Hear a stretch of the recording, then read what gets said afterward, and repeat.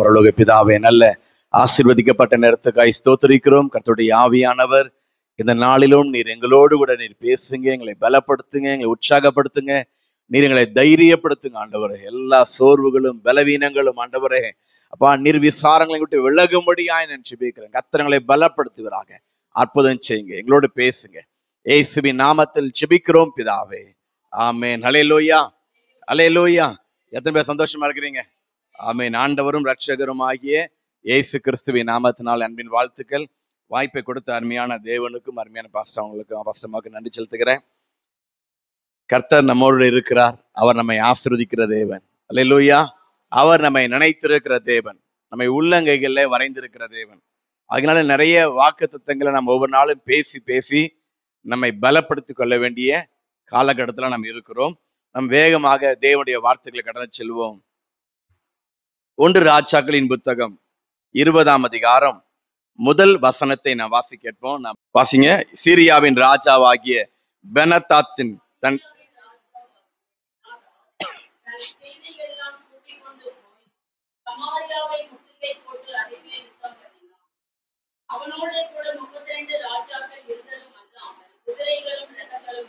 இந்த சீரியா தேசத்து ராஜா பெனதாத் பெரிய பராக்கிரமசாலியாயிருந்து எல்லாத்தையும் பிடிச்சு கொண்டு வருகிறான். அவன் என்ன செய்கிறான்? இஸ்ரவேல் ராஜாவிடத்தில் ஆள் அனுப்பி, உன்னுடையதெல்லாம் என்னுடையது, எனக்கு கண்களுக்கு பிரியமா இருக்குதோ அதெல்லாம் நான் எடுத்துக்கொள்வேன் அப்படின்னு சொல்லி ஆகாப் ராஜாவிடத்துல ஆள் அனுப்புகிறான்.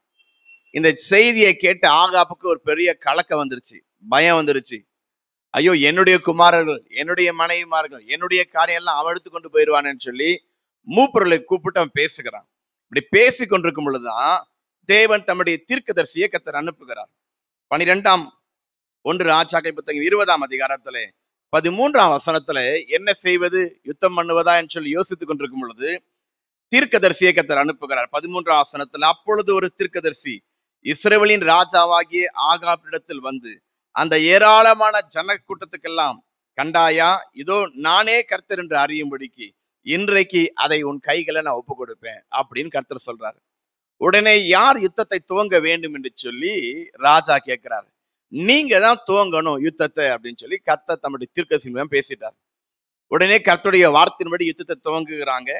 21ஆம் வசனத்துல நான் வாசிக்கும் பொழுது, இஸ்ரவேலின் ராஜா புறப்பட்டு குதிரைகளையும் ரதங்களையும் முறியடித்து சீரியர் மகா சங்காரமாய் உண்டாக வெட்டினார்களாம். மகா சங்காரம் உண்டாக வெட்டினார்களாம்.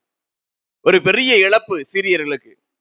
அப்ப மறுபடியுமாய் பேசின அதே தீர்க்கதரிசி மறுபடியுமாக இந்த ஆகாப் ராஜாவிடத்துல வந்து, பின்பு 22ல, பின்பு அந்த தீர்க்கதரிசி இஸ்ரவேலின் ராஜாவிடத்தில் வந்து அவனை நோக்கி, நீர் போய் உம்மை பலப்படுத்திக் கொண்டு நீர் செய்யத்தக்கது இன்னதென்று கவனித்து பாரும்.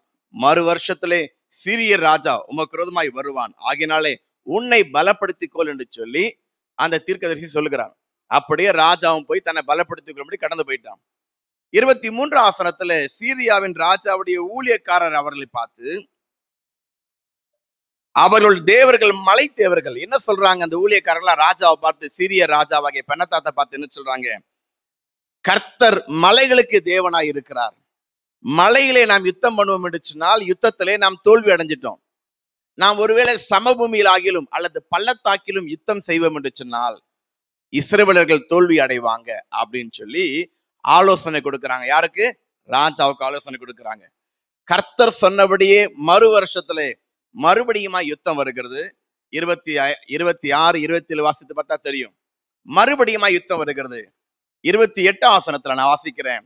அப்பொழுது தேவனுடைய மனுஷன் ஒருவன் வந்து இஸ்ரவேலின் ராஜாவை பார்த்து, கர்த்தர் பள்ளத்தாக்குகளின் தேவனாயிராமல் மலைகளின் தேவனாயிருக்கிறார் என்று சீரியர் சொல்லுகிறபடினால் நான் இந்த ஏராளமான ஜன கூட்டத்தை எல்லாம் உன் கையில் ஒப்பு கொடுத்தேன், அதனாலே நானே கர்த்தர் என்று நீங்கள் அறிவீர்கள் என்று கர்த்தர் சொல்லுகிறார். மலைகளுக்கு தேவன் என்று சொல்லி எல்லா பெனதாத்துல இருக்கிறதான எல்லாரும் நம்புகிறாங்க. ஆனா கர்த்தர் சொல்லுகிறார், நான் பள்ளத்தாக்குகளின் தேவனாய் இருக்கிறேன். ஆமென் சொல்லுங்க.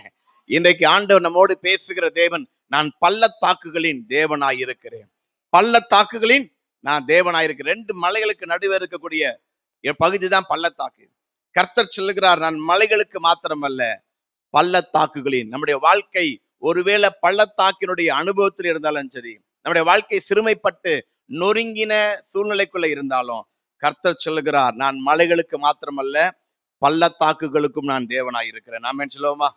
அல்லேலூயா. நான் பள்ளத்தாக்குகளின் தேவனாயிருந்து நான் உன் கூடயே இருந்து நான் உன்னை ஆசீர்வதிப்பேன், நான் யுத்தத்துல ஜெயம் கொடுப்பேன்னு சொல்லி கர்த்தர் வாக்கு பண்ணுகிறார். அதனாலதான் சங்கீதங்களின் புத்தகம் 23:4 வாசிக்கிறோம். 23ஆம் சங்கீதம் 4 வாசிக்கிறோம். தாவீது சொல்லுகிறார், நான் மரண இருளின் பள்ளத்தாக்கிலே நடந்தாலும் நான் பொல்லாப்புக்கு பயப்படேன், தேவரீர் என்னோடு கூட இருக்கிறீர், உமது கோலும் உமது தடியும் என்னை தேற்றும். என் வாழ்க்கையில மரண இருளின் சூழ்ந்து கொண்டாலும் தேவன் பள்ளத்தாக்குகளின் தேவனாய் இருக்கிறார், என்னோடு கூட நீர் வருவீர். அந்த கோலும் அந்த தடியுமா, தடி அந்த ராடு, ஒருவேளை தாவீதுக்கு எதிராக சிங்கங்களோ கரடியோ வந்து அதை அடிப்பதற்காக பயன்படுத்துகிற மேய்ப்பர்கள் பயன்படுத்துகிறதான அந்த ராடு தடி.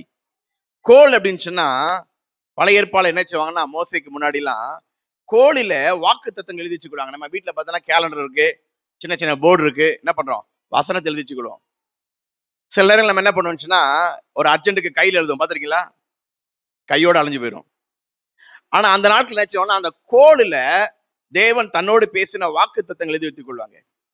அப்ப யாக்கோப்பு கோலும் தடியுமா போறாரு.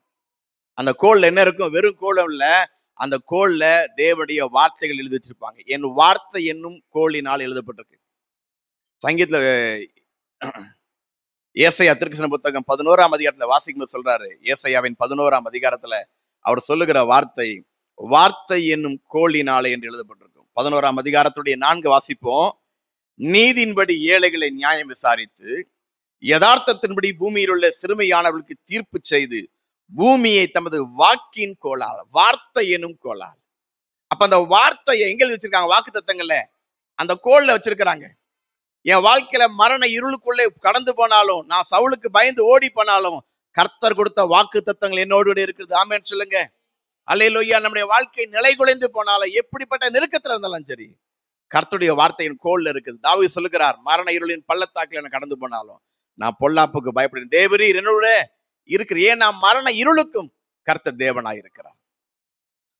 நீங்க எசேக்கியேல் புத்தகம் 37ஆம் அதிகாரம் முதல் வசனத்தை வாசிக்கும்போது வாசித்து பாத்தீங்கன்னா, அந்த பள்ளத்தாக்கில உலர்ந்து போன பள்ளத்தாக்கு, நம்பிக்கையற்று போன பள்ளத்தாக்கு, அங்க எலும்புகள்லாம் சிதறுண்டு கிடக்குது.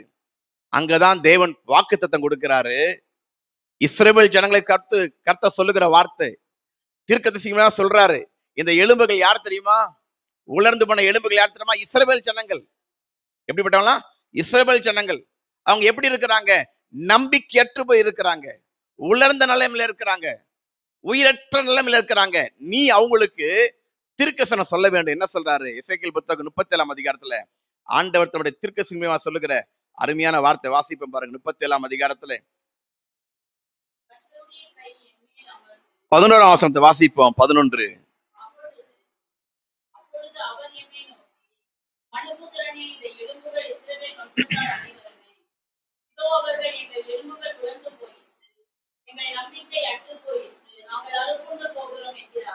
எல்லாம் நம்பிக்கை எல்லாம் போயிடுச்சு, நீ அவங்கள பார்த்து தீர்க்கதரிசனம் உரைக்க வேணும், தீர்க்கதரிசனம் உரைக்கணும்.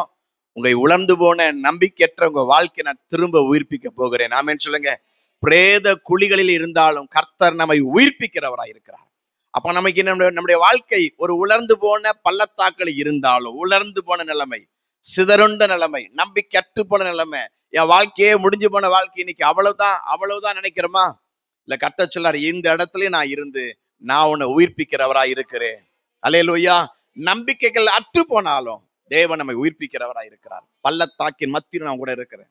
உலர்ந்து போன நிலைமை, நம்ம வாழ்க்கையில உலர்ந்து போன நம்பிக்கையற்ற சூழ்நிலைகள் வரும் பொழுதெல்லாம் தேவன் சொல்லுகிறார், நான் வெளியில மாத்திரமல்ல, கோட்டுக்குள்ளே நான் தேவனாய் இருக்கிறேன். அல்லேலூயா. தேவன், நான் பள்ளத்தாக்குகளின் தேவனாய் இருக்கிறேன். தேவன் சொல்ல, உலர்ந்து போன நிலைமை நம்ம வாழ்க்கை உலர்ந்து போன நிலைமை. எசேக்கியா ராஜாவுடைய தீர்க்கதரிசி சொல்றாரு, இஸ்ரவேலுடைய நம்பிக்கை எல்லாம் உலர்ந்து போயிடுச்சு, நம்பிக்கையற்று போயிருக்கிறாங்க, பிரேத குழின்றாங்க, செத்த நிலைமைன்றாங்க.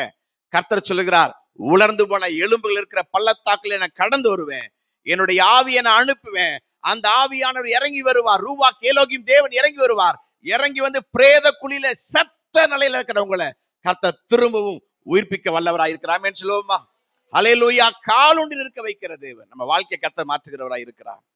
ஏன் ஆண்டவர் இந்த பள்ளத்தாக்கின் வழியில கடந்து போகிறான்னு சொன்னா, எசேக்கியேல் புத்தகம் 33ஆம் அதிகாரம், எசேக்கியேல் புத்தகம் 3ஆம் அதிகாரம் திருப்பிக் கொள்ளுங்க.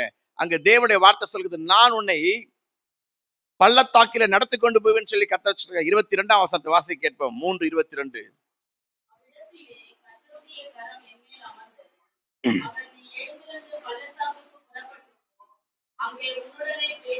பள்ளத்தாக்கின் அனுபவம் நம்மோடு பேசுகிற அனுபவங்க.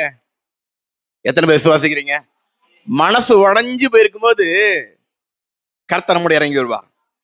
நம்ம கொது கொலாம் கொண்டாட்டமே இருக்கும்போது கர்த்தர் பக்கம் திரும்ப மாட்டோம். திரும்புறோம்? சொல்லுங்களேன். திரும்ப மாட்டோம். பேங்க் அக்கௌண்ட் பார்த்தா ஒண்ணுமே இல்லை. சோத்திராண்டவரே, எப்படியாவது இந்த மாசம் வாடகை கட்டினாண்டவரே, தேவை இருக்கப்பா, பணம் அனுப்பணுப்பா, புலம்புறோம் இல்ல? அப்ப நம்ம வாழ்க்கையில இந்த பள்ளத்தாக்கின் அனுபவங்கள், சிறுமைப்படுகிற அனுபவங்கள், துக்கப்படுகிற அனுபவத்தில் மத்தியில கர்த்தர் நம்ம மத்தியில வந்து பேசுகிறவராய் இருக்கிறார். அல்லேலூயா. அதான் உன்னத பாட்டுல வாசிக்க 2ஆம் அதிகாரத்துல வாசிக்கும் அழகா சொல்ற பாருங்க. தேவன் வாசிப்பு கேட்போம். உன்னத பாட்டின் புத்தகம் 2ஆம் அதிகாரம் 1 வசனத்தை வாசி கேட்போம். நான் சாரோனின் ரோஜாவும் பள்ளத்தாக்கின் லீலி புஷ்பமா இருக்கிறேன். முள்ளுகளுக்குள்ளே லீலி புஷ்பம் எப்படி இருக்குதோ அப்படியே குமாரத்திகளுக்குள்ள எனக்கு பிரியமானவள் இருக்கிறார். நம்ம வாழ்க்கை நெருக்கத்தின் மத்தியில் இருக்கிறோம், பள்ளத்தாக்கின் மத்தியில் இருக்கிறோம், முட்கள் மத்தியில் இருக்கிறோம். ஆனா கர்த்தர் சொல்கிறார், அதன் மத்தியிலும் எனக்கு பிரியமானவள் இந்த பள்ளத்தாக்குக்குள்ளே இருக்கிறார். ஆமென் சொல்லுவோமா? அல்லேலூயா. ஆண்டவர் நம்ம பிரியமானவரோடு சொல்லுகிறார். அப்ப இந்த பள்ளத்தாக்கின் அனுபவங்கள் நம்ம வாழ்க்கையில ஒவ்வொருக்கும் வரும், வராம இருக்கவே இருக்காது. யோசபாத்து ராஜா யுத்தத்துக்கு போய் தண்ணீர் இல்லாம சுத்திட்டு இருக்கிறாங்க 7 நாள். மறிக்க போகிறோம், புலம்புறாங்க. யாராவது ஒருத்தர் இருக்கிறானா? 2 ராஜாக்களை வாசிக்கிறோம். யாராவது திருக்கசி இருக்கிறாங்களா? அப்ப ஒருவன் இருக்கிறான், எலியாவின் கைகளுக்கு தண்ணீர் வார்த்த சாப்பாத்தின் குமாரனாகிய எலிசா இருக்கிறான். அவங்கிட்ட போவோம், அவங்கிட்ட கர்த்தருடைய வார்த்தை இருக்கு. தேடி போறாங்க. எலிசா என்ன சொல்றாரு? இந்த பள்ளத்தாக்கு எங்கோ வாய்க்கால வெட்டுங்க, நான் தண்ணீரால் நிரப்புகிற தேவன். அல்லேலூயா. நம்முடைய வாழ்க்கை உலர்ந்த நிலைமைக்குள்ள இருக்கலாம். கர்த்தர் சொல்லுகிறார், நீங்கள் காற்றையும் காண மாட்டீர்கள். 2 ராஜாக்களின் புத்தகம் 3ஆம் அதிகாரம் 17ஆம் வசனத்துல, நீங்கள் காற்றையும் காண மாட்டீர்கள், மழையையும் காண மாட்டீர்கள், ஆனாலும் நீங்களும் உங்கள் ஆடு மாடுகளும் உங்கள் மிருக ஜீவன்களும் குடிக்கும்படிக்கு இந்த பள்ளத்தாக்கு தண்ணீரால் நிரப்பப்படும். தேவன் நம்முடைய வாழ்க்கையில் இருக்கிற குறைவான அல்லது வறண்ட வாழ்க்கைய கர்த்தர் நிரப்ப வல்லவராய் இருக்கிறார். அவர் நீரூற்றுகளை புறப்பட பண்ணுகிறாராம், பள்ளத்தாக்குகளை நீர்க்கேணிகளை உண்டாக்குகிறாராம். அந்த தேவன் சொல்லுகிறார், நான் பள்ளத்தாக்குகளின் தேவனாய் இருந்து. ஏன் ஆண்டவர் நம்முடைய பள்ளத்தாக்குல நம்ம வாழ்க்கையை சிக்குண்டு கிடக்கிறோம், பள்ளத்தாக்குல இருக்கிறோம், உலர்ந்த நிலைமைக்குள்ள இருக்கிறோம், நம்பிக்கையற்று போயிருக்கிறோம், இருள் சூழ்ந்த வாழ்க்கை தான். ஏன் கர்த்தர் நம்மோடு இருக்கிறார் தெரியுமா? ஏன் கர்த்தர் நம்மோடு இருக்கிறாரு? நம்ம கையை பிடிச்சு சொல்றாரு, பூமியினுடைய உயர்ந்த ஸ்தானத்துல நான் உன்னை ஏறும்படிக்காக நான் பள்ளத்தாக்குல இறங்கி வந்திருக்கோம் கூட. ஆமென் சொல்லுவோமா? அல்லேலூயா. பூமியினுடைய உயர்ந்த ஸ்தானங்களிலே உன் கால்களை மான் கால்களை போல நான் மாற்றி உயர்ந்த ஸ்தானத்துல ஏறி வர பண்ண போகிறேன். அதுக்கு நீ மாத்திரம் ஏற முடியாதப்பா. இந்த பள்ளத்தாக்கு, இருள் சூழ்ந்த பள்ளத்தாக்கு, நம்பிக்கற்று போன பள்ளத்தாக்கு, நீ மாத்திரம் ஏற முடியாது. நான் உன் கையை பிடிச்சுக்கிட்டு நீ உயர்ந்த ஸ்தானத்துல ஏறும்படிக்காக நான் உன் கூட பள்ளத்தாக்குலயே அப்படியே டிராவல் பண்ணிக்கிட்டே வரப்போகிறேன். அல்லேலூயா. இந்த உலகத்துல இருக்கிற தெய்வங்களை மேல இருந்துகிட்டு வான்னு சொல்லும். நம்முடைய தேவன் அப்படி அல்ல. நம்முடைய தேவாதி தேவன் சர்வ வியாபியுள்ள தேவன், எங்கும் நிறைந்த தேவன், ஒருவருக்கு ஈடு நிலையாத தேவன். அவர் பள்ளத்தாக்கில துரோகிகளாக நமக்காக இந்த பூமியில இறங்கி வந்தவர். பள்ளத்தாக்கில் மத்தில இறங்கி வருவார், கையை பிடிப்பார். எதற்காக? உயர்ந்த ஸ்தானங்களில் ஏறி வரும்படியாக. ஆமென் சொல்லுவோமா? அல்லேலூயா. வேகமாக நம்ம ஒரு 3 விதமான பள்ளத்தாக்கை குறித்து நம்ம தியானிக்க போகிறோம். ஒவ்வொரு மனிதனுடைய வாழ்க்கையிலும் பள்ளத்தாக்கின் அனுபவங்கள் உண்டு. அனுபவம் இல்லாம இருக்கவே இல்லை. எல்லாருக்கும் பிரச்சனைகள், எல்லாருக்கும் போராட்டங்கள், தேவைகள், என்ன செய்யறதுன்னு தெரியாது, பண தேவைகள். இப்ப என் பையன் அங்க படிச்சுட்டு இருக்கிறான், அவனுடைய படிப்பு ரொம்ப டஃபா இருக்கு. இந்த எண்ட்ல 6 மார்க் பாயிண்ட் குறைஞ்சிருக்கு, அதை கிளியர் பண்ணணும் அப்படின்றாங்க. எல்லாம் பிடெக் முடிச்சுனே தடுமாறிட்டு இருக்காங்க. 6 பாயிண்ட்ல கம்மியில இருக்குது. திரும்ப அந்த இதை முடிக்கணும். நெருக்கடிகள். அவன் என்கிட்ட சொன்ன போது 2 நாள் முன்னாடி சொன்ன போது, என்ன செய்யறதுனே தெரிலன்னா, என்ன செய்யறதுனே தெரிலன்னா. அப்ப எனக்கு யோசனை வந்தது. யோசப்பா சொல்றாரு, எங்களுக்கு நிற்க பலன் இல்லை, நாங்கள் என்ன செய்வதுன்றே எங்களுக்கு தெரியல. எப்பெல்லாம் நமக்கு என்ன செய்வதுன்னு தெரியல நினைக்கிறோமோ அப்போதெல்லாம் தேவனுடைய பலன் இறங்கி வரும். ஆமென் சொல்லுவோமா? அல்லேலூயா. அதனால தேவன் நம்மை நடத்துவார் என்று சொல்லி அவனை பலப்படுத்தின. கர்த்தர் நம்மை பலப்படுத்துகிற தேவன். நம்முடைய ஒவ்வொரு வாழ்க்கையிலும் ஒரு பள்ளத்தாக்கின் வழியா கடந்து வரும். நிறைய பேர் இந்த பள்ளத்தாக்குல கடக்க முடியாம அந்த பக்கமே இருந்துட்டாங்க. அந்த பக்கமே இருந்துட்டாங்க. சில பேருக்கு அந்த லோத்தினுடைய வாழ்க்கையை பாத்தீங்கன்னா, அது பார்க்கும்போது ஏதேன் தோட்டத்தை போல இருந்துச்சாம். சோதோம் குமாரா அழிவுக்கு முன்னாடி எப்படி இருந்துச்சாம்? ஏதேன் தோட்டத்தை போல இருந்துச்சாம். அதை பார்க்கும்போது நாங்க இங்கேயே இருந்துட்டாங்க. மனசால பாதுகாத்து என்ன பண்ணாங்க? அப்படியே இருந்துட்டாங்க. யோர்தானுக்கு அந்த புறத்துல இருந்துட்டாங்க சில ஆட்கள். ஆனா எல்லா பிரச்சனைகள் மத்தியிலும், பள்ளத்தாக்கின் மத்தியிலும் நாம் கடந்து வர வேண்டும் என்பதுதான் தேவனுடைய விருப்பமா இருக்கு. ஆமென் சொல்லுங்க. ஹல்லேலூயா. ஜெயம் பெறுகிறவன் எவனோ எழுதி வச்சுக்கொள்ளுங்க. பரலோகத்துல யார் இருப்பா? அவருடைய வலது பரத்துல யார் உட்கார்ந்து இருக்க முடியும்? அவரோடு யார் உட்கார முடியும்? அவருடைய சேர்ல யார் உட்கார முடியும்? அவரோடு உட்கார முடியும். அவர் பக்கத்துல, அவர் முன்னாடி பின்னாடி யார் உட்கார முடியும்? ஜெயம் பெறுகிறவன் எவனோ. யாரு? ஜெயம் பெறுகிறவனோ. அப்ப ஜெயம் பெறணும் கர்த்தர் விரும்புகிறார். முதலாவது நாம் சந்திக்கிற பள்ளத்தாக்கு, ஒவ்வொரு கர்த்தருடைய பிள்ளைகளும், ரட்சிக்கப்பட்ட கர்த்தருடைய பிள்ளைகள் சந்திக்கிற ஒரு பள்ளத்தாக்கு யுத்த பள்ளத்தாக்கு. என்ன பள்ளத்தாக்கா? யுத்த பள்ளத்தாக்கு. 1 சாமுவேல் புத்தகம் 17ஆம் அதிகாரத்துல நான் வாசி கேட்போம். முதல் வசனத்தை வாசி கேட்போம்.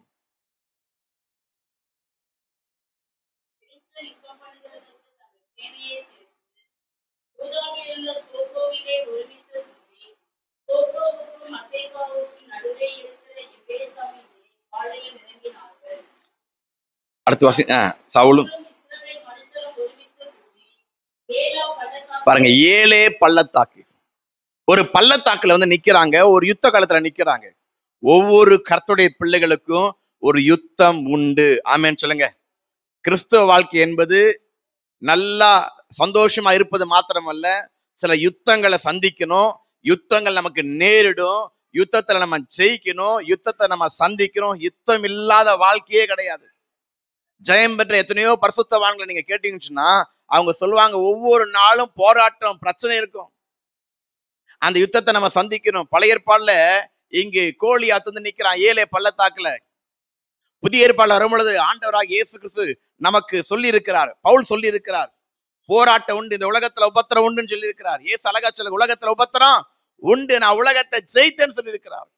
அப்போஸ்தலனாகிய பவுல் சொல்லுகிறார், எபேசியர் புத்தகம் 6ஆம் அதிகாரம் 10, 11, 12 வாசித்து பாத்தீங்கன்னா, மாம்சத்துக்கு விரோதமாகும். இல்ல வாசிப்போம் அந்த வசனத்தை.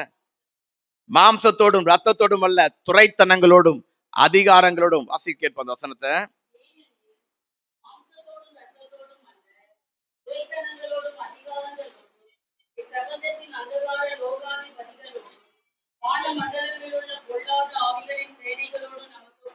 நமக்கு ஒரு போராட்டம் உண்டு. நமக்கு ஒரு எழுதி வச்சுக்கொள்ளுங்க, நமக்கு ஒரு போராட்டம் உண்டு. இந்த உலகத்துல ரட்சிக்கப்பட்ட பிள்ளைகளுக்கு 2 கால் இருக்கிற மனிதனோடும் போராட்டம் உண்டு, 2 கால் இல்லாத மனிதர்களோடும் ஆவிகளோடும் போராட்டம் உண்டு. அல்லேலூயா. இந்த உலகத்துல உலகத்தின் மக்களுக்கு என்னன்னு சொன்னா, கால் இல்லாதவரோட போராட்டம் இல்ல, ஒரு கால் இருக்க மனிதனோட போராட்டம் இருக்கும். நமக்கு 2 போராட்டம் உண்டு. ஒன்று, உலகத்தோடு நம்மளால ஒத்து போக முடியாது. முடியுமா? உலகத்துல இருக்கிற மக்களோட நம்ம ஒத்து போக முடியாது. சட்ட திட்டங்கள் நமக்கு கொடுக்கப்பட்டிருக்கு, அதன்படி தான் நம்ம ஜீவிக்கணும். அப்ப உலகத்துல இருக்கிற மக்கள் நம்ம பகைப்பான், நம்ம எதிர்ப்பான், நமக்கு பேசுவான். ஒன்று. 2வது, நாம் கர்த்தருடைய பிள்ளைகள், அவர் ரத்தத்தினால கழுவப்பட்டபடினாலே வானமண்டல பொல்லாத ஆவி சேனை என்ன பண்ணும்? நமக்கு போராடும், மாம்சத்துக்கு போராடும்.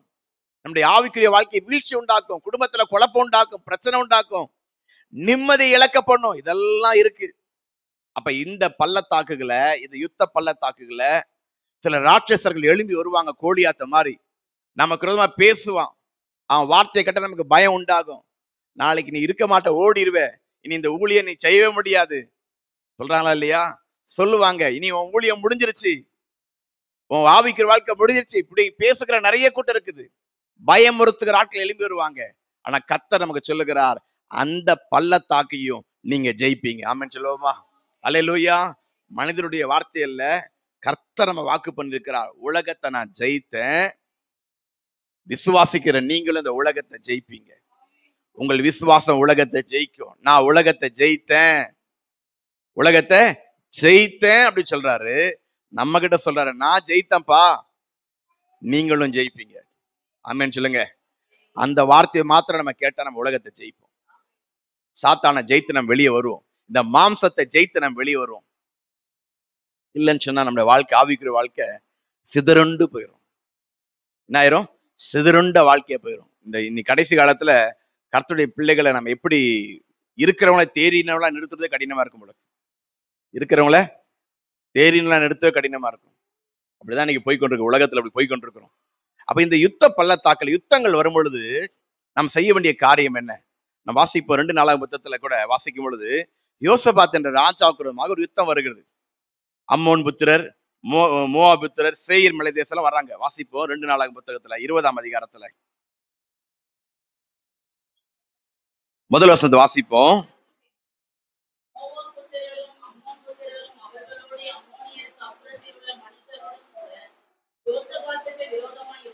இப்ப யுத்தம் வருது, நமக்கு பிரச்சனை வருதுங்க, போராட்டம் வருதுங்க. மறுபடியும் சொல்றேன், இந்த யுத்த காலத்துல நம்முடைய வாயை திறக்கவே கூடாதுங்க மனுஷனுக்கு எதிராக. நீங்க இந்த உலகத்துல இருக்கிற மனுஷனை நம்ம பேசி நம்ம ஜெயிக்க முடியுன்றீங்க? நம்மளோட நிறைய வார்த்தையை வச்சிருப்பான், நம்ம அந்த வார்த்தைகளை பயன்படுத்தவும் முடியாது. ஒருவேளை நம்ம தவறி பயன்படுத்தலாம், நம்ம உள்ளமே குத்திட்டு கிடக்கும். இந்த உலகத்துல அப்படிதான் இருக்குது. இப்ப இந்த யுத்தங்கள் வரும்பொழுது நம்ம செய்ய வேண்டிய முதல் காரியம், நம்ம எப்படி இதை ஜெயிக்கணும்? தேவனை முதலாவது நம்ம துதிக்கணும். அதான் கர்த்தர் எதிர்பார்க்கிறார். தேவனை துதிக்கிற துதி நம்முடைய வாயில இருக்கணும். இந்த யோசபாத் ராஜா என்ன செய்தாச்சுன்னா, இந்த யுத்த காலத்துல போகிறதுக்கு முன்னாடி எங்களுக்கு பலன் என்ன சொல்லி புலம்புகிறார். திருக்கசி சொல்றாரு, இந்த யுத்தத்தை பண்ணுகிறது நீங்கள் அல்ல யூத மனுஷரே, கர்த்தர் உங்களுக்காக யுத்தம் பண்ணுவாருன்னு சொல்லிட்டாரு. இதை வாஸ்து பார்த்தா தெரியும், நமக்கு நேரம் குறைஞ்சிருக்கா, கம்மியா இருக்கு, இன்னும் ஒரு 1/2 hour தான் இருக்கு. அப்ப என்ன பண்றாங்க, அதிகாலை எழுந்து யோசபாத் சொல்றாரு, கர்த்தரை நம்புங்கள். கர்த்தரை துதிக்கவும், வர பாடல் பாடவும், ஆராதிக்கவும் ஜனங்களை ஏற்படுத்துகிறாங்க.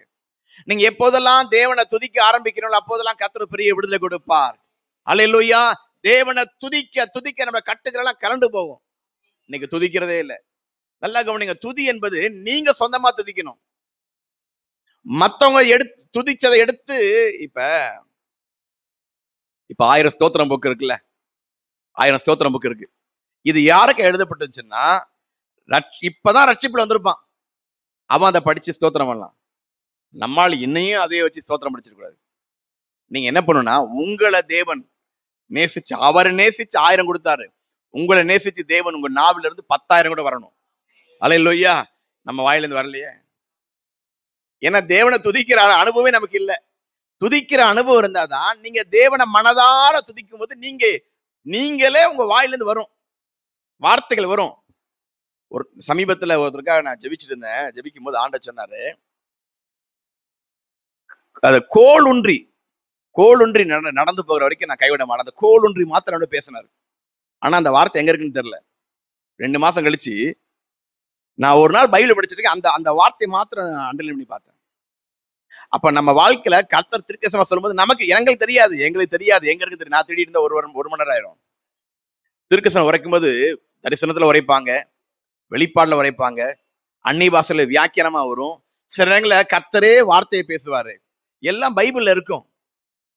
ஒருத்தர் அந்நிய பாஷை பேசி நீ பயப்படாதே, நான் உனக்கு மேய்ப்பரா இருக்கேன்னு சொல்றாங்களா, சாதா மேய்ப்பரா இருக்கேன்னு சொல்றது வேற. அந்நிய பாஷை மூலமா பேசி தேவன் தம்முடைய வார்த்தையை வியாக்கியானமாக உங்களுக்கு திருக்கசமா சொல்லும் போது அந்த வார்த்தையில ஒரு வல்லமை உண்டு. ஆமென் சொல்லுங்க. அல்லேலூயா. ஏன்னா பழைய ஏற்பாடுல இருந்த அநேக பரிசுத்தவான்கள் அல்லது அநேக வேதபாரர்கள்லாம் வாசிச்சாங்க, டீச் பண்ணாங்க. ஆனா இயேசு கிறிஸ்து பிரசங்கம் பண்ணும்போது பாத்தீங்கன்னா அந்த வார்த்தையெல்லாம் கிருபையா இருந்துதான் அதிகாரத்தோடு பிரசங்கம் பண்ணாராம். புரியுதுங்களா உங்களுக்கு? நான் கர்த்தர் மெய்ப்பரா இருக்கிறான் நான் சொல்லிக்கிறது இருக்கு. ஆனா தேவன் ஒரு திருக்கசமா பேசுறாரு, நீ பயப்படாத, நான் உனக்கு மெய்ப்பரா இருக்குன்னு சொன்னா நமக்கு எப்படி இருக்கும்? அல்லேலூயா சொல்லி குதிக்க மாட்டோம்? அதே வார்த்தை நான் வாசிச்சிருப்போம். ஏன்னா அந்த வார்த்தை தேவன் பேசுகிறார். ஆமென் சொல்லுவோமா? அந்த வார்த்தை நம்ம பலப்படுத்துகிறதா இருக்குது. அப்ப தேவனை நீங்க நல்லா துதிக்கணும். நீங்க துதிக்கும் பொழுதுதான் உங்களை அறியாத பல வார்த்தைகள், பல காரியங்கள் உங்க உள்ள இருந்து நிறைய பைபிளை வாசிக்கணும். நீங்க எத்தனை பேர் பைபிள் வாசிச்சீங்க? இன்னைக்கு காலைல கையில இருந்து மனசாட்சியோட சொல்லுவோம், இன்னைக்கு காலைல எழுந்து நான் ஒரு அதிகாரமா வாசித்தேன், 5 நிமிஷமா ஸ்தோத்திரம் போட்டேன். நம்ம வாழ்க்கையில ஜபஜீவியங்களும் ஸ்தோத்திரங்களும் குறைஞ்சு போயிடுச்சு. அதனால நம்ம தோல்வி அடைஞ்சிட்டு இருக்கிறோம். நீங்க பிரச்சனைகளை ஃபேஸ் பண்ணி நீங்க ஜெயிக்கணும்னு சொன்னா, தேவ சமூகத்தோட நீங்க நின்னீங்கன்னு சொன்னா, உங்க பிரச்சனைகள் உங்களுக்கு முன்னாடி நிக்கவே நிக்காதது ஓடி போயிடும். ஆமென் சொல்லுவோமா? அல்லேலூயா. நம்ம வாசிக்கிறப்போம் யாத்திராகமம் புத்தகம் 17ஆம் அதிகாரத்துல இந்த யுத்தங்கள் நேரங்கள்ல நம்ம எப்படி ஜெயிக்கிறது, யுத்தங்கள் வரும்பொழுது, சத்துரு நமக்கு எதிராக வரும்பொழுது, மாம்சத்துக்காக வரும்பொழுதோ அல்லது உலக பிரகாரம் வரும்பொழுதோ நம்ம எப்படி ஜெயிப்பது? யாத்திராகமம் புத்தகம் 17ஆம் அதிகாரம் நம்ம எல்லாருக்கும் தெரிஞ்ச வசனம் தான். 17ஆம் அதிகாரம் 8ஆம் வசனத்தை வாசி, 8ல இருந்து வாசி கேட்போம்.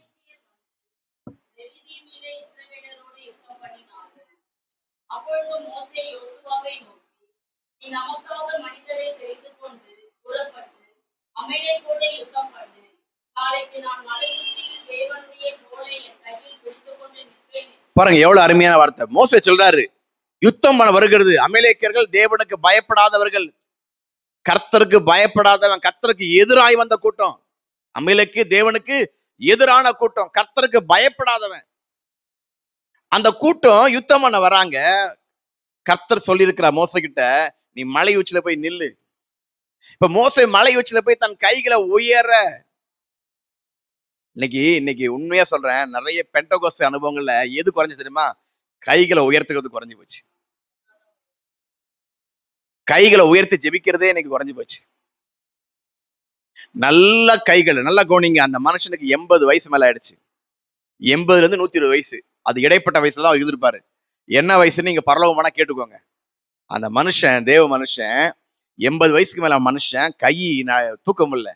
நான் மேல படிக்கட்ட 2 படிக்கட்டு ஏறும்போதுதான், எனக்கு படிக்கட்டை ஏறும்போது தான் எனக்கு மூட்டு வலி இருக்குன்னு எனக்கு தெரியும். அப்பதான் எனக்கு மூட்டு வலி இருக்குன்னு எனக்கே தெரியும். மற்றபடி எனக்கு மூட்டு வலின்னு தெரியாது.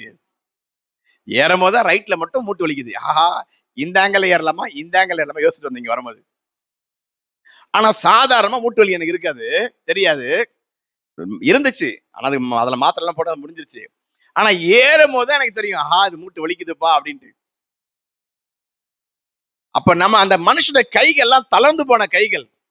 அந்த மனுஷன் தன் கைகளை உயர்த்திக்கிட்டு உயர்த்த உயர்த்த உயர்த்த இஸ்ரவேல் ஜனங்கள் ஒரு பெரிய வெற்றிய சந்திச்சுட்டே வராங்க.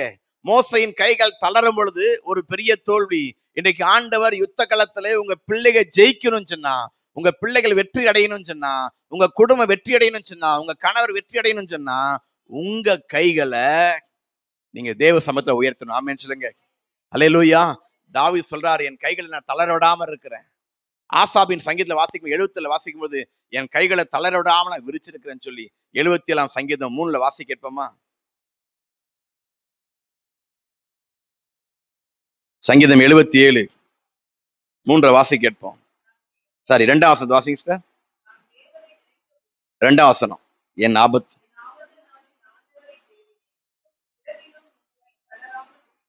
இரவிலும் என் கை தளராமல் இருக்கு. என் கையை நான் உயர்த்தி இருக்கிறேன். நீங்க 143:6 கூட வாசிக்கும், என் கைகளை உமக்கு நேராக விரிக்கிறேன்னு சொல்றாரு. இந்த கைகளை உயர்த்தும் பொழுதுதான் ஒரு ரகசியம் தெரிஞ்சு கொள்ளுங்க. இது மிக முக்கியமான காரியம். கைகளை உயர்த்தும் பொழுது எப்படி இஸ்ரவேலர்கள் ஜெயம் பெறாங்க? இயேசு கிறிஸ்துடைய மரணத்துல மிக முக்கியமான காரியம் என்ன காரியம்னா, அவர் ரத்தம் சிந்தி மரிக்கணும். கவனிங்க, இயேசு எப்படி மரிக்கணும்? ரத்தம் சிந்தி மரிக்கணும். ஒரு ரத்தம் சிந்துகிற மரிக்கணும்னு சொன்னா கழுத்தை வெட்டி ரத்தம் சிந்தலாம். சிந்தலாமா இல்லையா? இல்ல காலை வெட்டலாம், இல்ல ஏதோ பண்ணிக்கலாம். ஆனா சிலுவை மரணத்தை மட்டும் ஏன் எடுத்தாங்க? இதுல 2 காரியங்களை இயேசு செயல்படுத்தி இருக்கிறார். ஒன்று, இன்னைக்கு நீங்க பாத்தீங்கன்னா சிலுவை மரத்துல இப்ப நம்ம நிறைய பாத்தீங்கன்னா சிலுவை அழகழகா வச்சிருக்காங்க. முன்பெல்லாம் சிலுவை மரம் கொஞ்சம் கோணலா இருந்த மாதிரிலாம் காமிக்கிறாங்க. நீங்க கூகுள்ல போய் பாத்தீங்கன்னா இதுதான் சிலுவையா நமக்கே கன்ஃபியூஸா இருக்கும். இப்படி கிராஸா இருக்கும், அப்படி கிராஸா இருக்கும், இப்படி இருக்கும், அப்படி இருக்கும். 2 காரியங்களை அதுல செயல்படுத்த. ஒன்று, இயேசு கிறிஸ்து தன்னுடைய முழு ரத்தத்தையும் இந்த பூமியில சிந்தணும். அதுக்கு எந்த மரணம் சரியான மரணம்னு சொன்னா சிலுவை மரணம் மட்டும்தான். ஏன்னா சிலுவையில ஆணி அடித்த பொழுது அந்த ரத்தம் வரும். ரத்தத்துக்கு ஒரு தன்மை இருக்கு, உறைகிற தன்மை. நீங்க ஒண்ணு இல்ல, இப்ப லேசா அடிபட்டுச்சுன்னா ரத்தம் கொஞ்ச தூரம் வரும். நீங்க கொஞ்ச நேரத்துல நீங்க காப்பித்தூள் வைக்கலனா கூட ஒரு அரை மணி நேரம் கழிச்சு அந்த ரத்தம் என்ன பண்ணிடும், அப்படியே உறைஞ்சு நின்றோம். ஏன்னா ரத்தத்துக்கு ஒரு உறைகிற தன்மை இருக்கு. அது ஹீட்ல ஓடிட்டே இருக்கும்.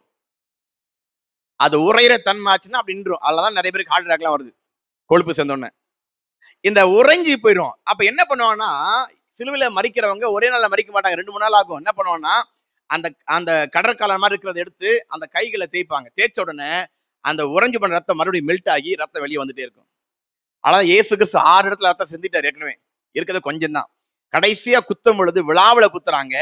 விழாவில குத்துறது நேரம் எங்க போயிடுச்சுன்னா இருதயத்துக்கு போயிடுச்சு. முதலாவது ரத்தமும் தண்ணீர் வந்துச்சு. அப்ப சுத்தமா ஒரு ரத்தம் இல்லை. உடம்புல இருந்ததான ஒரு சொட்டு ரத்தம். நீங்க நல்லா கவனிச்சுன்னா ஆக்சிடென்ட்ல இறந்து போயிருவாங்க. ஆனா ரத்தம் எங்கேயாவது ஒரு இடத்துல மூளையில இருக்கும். இருக்குமா இல்லையா? ரத்தம் அங்க மூளையில இருக்கும், அல்லது கையில இருக்கும், காலில் இருக்கும், ரத்தம் அப்படியே இருக்கும், இறந்துருவாங்க, ரத்தம் அப்படியே இருக்கும், கட்டி போயிடும்.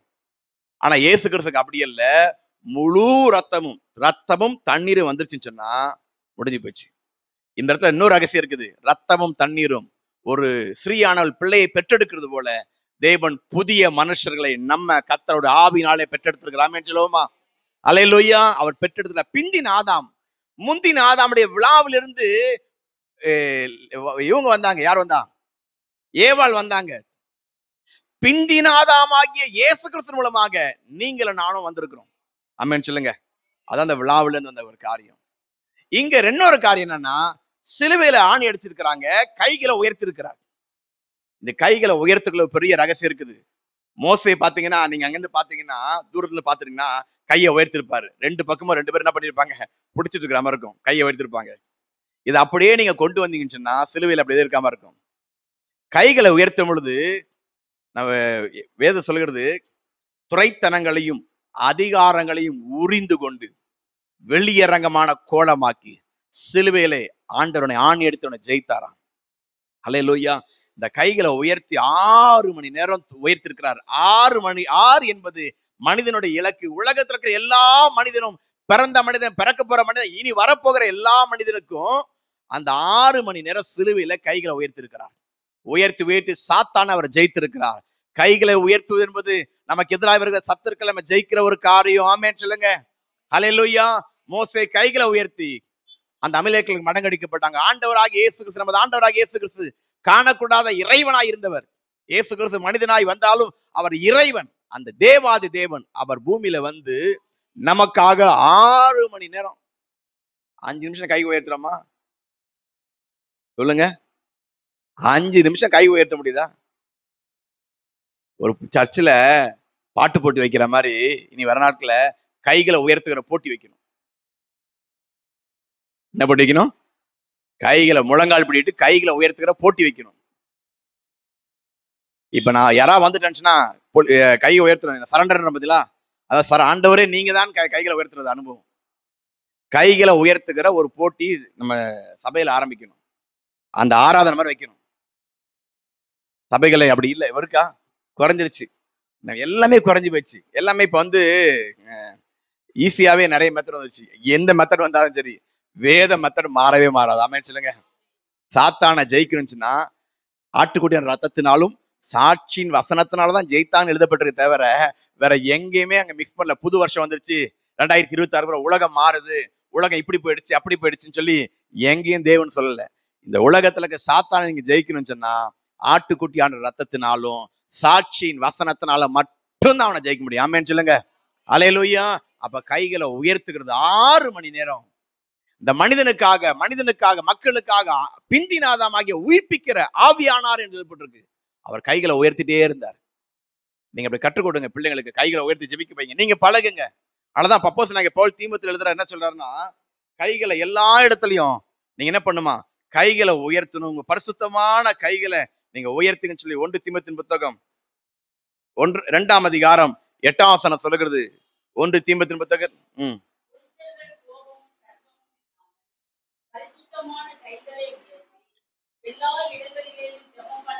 பரிசுத்தமான கை அல்ல, கைகளை. அப்ப 2 கையை உயர்த்தணும். இப்ப என்ன ஆயிடுச்சு? ஒத்த கை.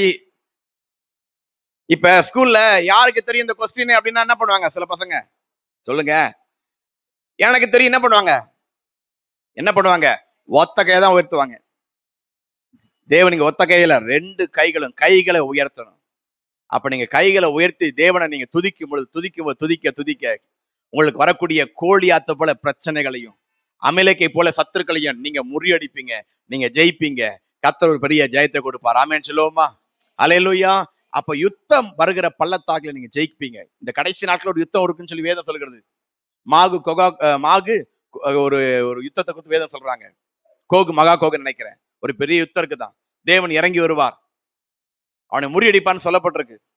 அப்ப யுத்த பள்ளத்தாக்குல யுத்தத்துல சாத்தான நம்ம ஜெயிக்கணும்னு சொன்னா, வானமண்டல பொல்லாத ஆவியில ஜெயிக்கணும்னு சொன்னா உங்களை கைகளை உயர்த்திங்க, தேவனை நல்லா துதிச்சு பாருங்க, கர்த்தர் ஜெயம் கொடுப்பார். ஆமென் சொல்லுவோமா? அல்லேலூயா. 2வது நாம் சந்திக்கிற இன்னொரு பள்ளத்தாக்கு வாசிக்க சங்கீதங்களின் புத்தகம் 84ஆம் சங்கீதம் 6ஆம் வசனத்தை வாசிக்க. சங்கீதங்களின் புத்தகம் 84:6.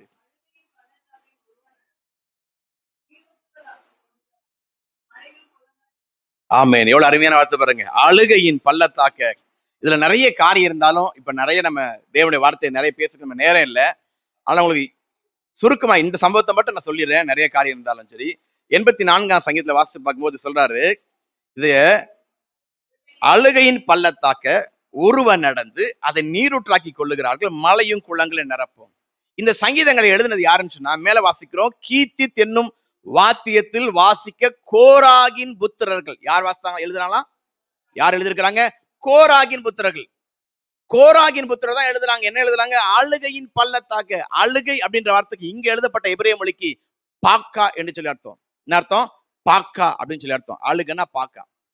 போன 2-3 வாரத்துக்கு முன்னாடி கன்னியாகுமரியில ஒரு ஃபாஸ்ட் ஒய்ஃப் ஃபோன் பண்ணாங்க. ஃபோன் பண்ணி, பிரதர் உங்களுக்கு எபிரேய மொழியெல்லாம் தெரியும்னு சொல்லி ஒருத்தவங்க சொன்னாங்க. இங்க வந்தவங்க ஒருத்தர் சொல்லியிருக்கிறாங்க, இந்த ஷெக்கினா அப்படின்னு பைபிள்ல இருக்கா, எனக்கு கண்டுபிடிச்சு சொல்லுங்க அப்படின்னாங்க. அப்ப எங்க வீட்டுல வந்து என்னன்னா, கரண்ட் கேபிள் ஃபால்ட்னால 2 நாளா கரண்ட் பிரச்சனை. அப்ப 6 மணி இருக்கு நினைக்கிறேன். நான் சொன்னேன், சிஸ்டர் கரண்ட் கேபிள் பிரச்சனையா இருக்கு, நான் முடிஞ்ச உடனே நான் நாளைக்கு உங்களுக்கு அனுப்புறேன் அப்படின்னு. அப்ப நான் அப்பதான் நானே தேடி பார்த்தேன் எபிரேய மொழி இருக்கான்னு சொல்லி. ஷெக்கினான்ற வார்த்தைங்க இல்ல. ஷெக்கினான்ற வார்த்தை இல்ல. இந்த ஷெக்கினான்ற வார்த்தையை பெண் பால்ல கொடுக்கப்படுறது, அது தவறு. நம்ம எல்லாத்தையும் வாங்கிடக்கூடாது. ஷெக்கினான்ற வார்த்தையில தேவனுடைய மகிமை தான் அங்க இறங்கி வருகிறது. கர்த்தருடைய இது எங்க இருந்து வந்தது அப்படின்னு பார்த்தா, அது வேற வேற மொழியில இருந்து வந்திருக்கு. அப்படி அந்த வார்த்தைகளே இல்லை. நான் அதை அப்படியே எபிரேய மொழியும் தமிழும் இங்கிலீஷ் எழுதி அப்படியே டிட்டோ அவங்களுக்கு அனுப்பினேன். அவங்க அதை படிச்சுட்டு பார்த்துட்டு உண்மைதான் வருது அப்படின்னாங்க. அப்ப இங்க இந்த இடத்துல வரக்கூடிய வார்த்தை பாக்க. அதே மாதிரி முசுக்கொட்டையினுடைய இரைச்சலின் சத்தம், அந்த முசுக்கொட்டைக்கு பார்த்தீங்களா, அங்கேயும் பாக்கா அந்த வார்த்தை பயன்படுத்துவாங்க எபிரேய மொழியில. அழுகையின் செடி அது. இந்த பாக்கா அப்படின்றது அழுகை அப்படின்னு எழுதப்பட்டிருக்கு எபிரேய மொழியில. இதை யார் எழுதுறாங்கன்னா, கோராகின் புத்திரர்கள். யாருக்கு தெரியும் கோராகின் புத்திரர்? யாரு தெரியுமா? கோராகின் புத்திரர்கள். இந்த குடும்பத்தை குறித்து வாசிப்போம் என்னாகும் புத்தகத்துல கோராகின் புத்திரர்கள் யாருன்னு சொல்லி. என்னாகும் புத்தகம் 4ஆம் அதிகாரம் 2ஆம் வசனத்தை வாசி கேட்போம்.